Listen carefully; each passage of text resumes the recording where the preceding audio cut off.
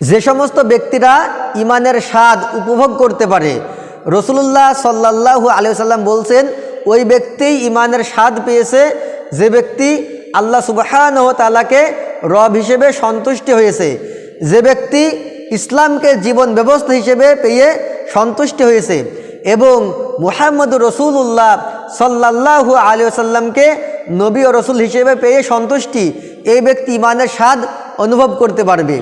সুতরাং ইমানের স্বাদ আস্বাদন ওই সমস্ত ব্যক্তিরাই করতে পারবে যারা একমাত্র আল্লাহকে রব হিসেবে পেয়ে সন্তুষ্টি। সে আল্লাহর সঙ্গে কাউকে শিরিক করে না, আল্লাহর সঙ্গে কাউকে শরীক সাব্যস্ত করে না, আল্লাহকেই একমাত্র রিজিক দাতা, বিধানদাতা, সৃষ্টিকর্তা, লালন পালনকর্তা, রাজাধিরাজ, সার্বভৌম ক্ষমতার মালিক হিসেবে পেয়ে সন্তুষ্টি থাকে।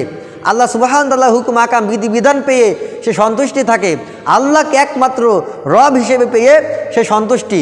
2 নম্বরে যে ব্যক্তি ইসলামকে জীবন ব্যবস্থা হিসেবে পেয়ে সন্তুষ্টি থাকে, সে জীবন ব্যবস্থা হিসেবে গণতন্ত্রকে গ্রহণ করে না, সমাজতন্ত্রকে গ্রহণ করে না, রাজতন্ত্রকে গ্রহণ করে না, সেকুলারকে গ্রহণ করে না, একমাত্র শুধুমাত্র ইসলামকে গ্রহণ করেছে।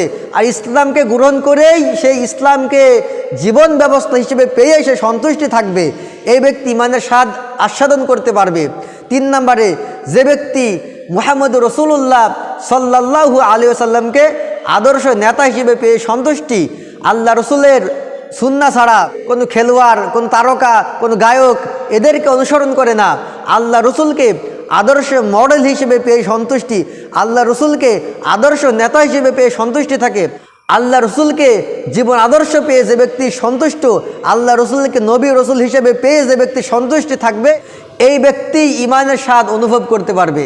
সুতরাং ইমানের স্বাদ অনুভব করতে হলে, ইমানের স্বাদ পেতে হলে একমাত্র আল্লাহকে রব হিসেবে গ্রহণ করতে হবে, ইসলামকে জীবন ব্যবস্থা হিসেবে গ্রহণ করতে হবে, আর মুহাম্মদুর রাসূলুল্লাহ সাল্লাল্লাহু আলাইহি সাল্লামকে নবী ও রসুল হিসেবে পেয়ে আমাদেরকে সন্তুষ্টি থাকতে হবে। তাহলে আমরা ইমানের স্বাদ আস্বাদন করতে পারবো।